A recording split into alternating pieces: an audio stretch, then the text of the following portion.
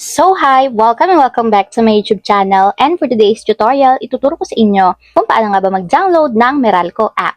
But first, kindly subscribe to my channel and don't forget to hit the subscribe button and the bell to notify you for my new updates. And if you want to learn more, just keep on watching and let's start.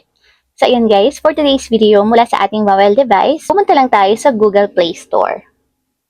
And then dito guys, pagka-open, pumunta lang tayo sa search bar or i-search lang natin ang Meralco. So, search lang guys. And after nyan, pag-search, ito yung piliin ninyo, yung My Meralco. So, open nyo lang guys. And kung makikita nyo, meron siyang 2.5 ratings and 48 megabytes yung file size niya. Tapos, meron siyang 1 million downloads. So, para ma-install sa ating mobile device, tap natin yung install.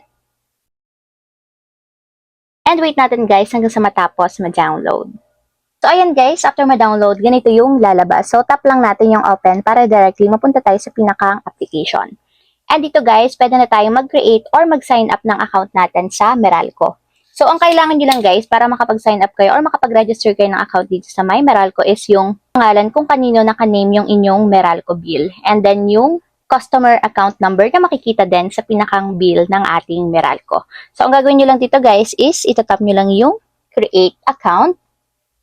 And ito yung mga kailangan, valid email address, working mobile number, and then yung Meralco bill natin. So, ayun lang guys, ganun lang kasimple kung paano nga ba mag-download ng Meralco app.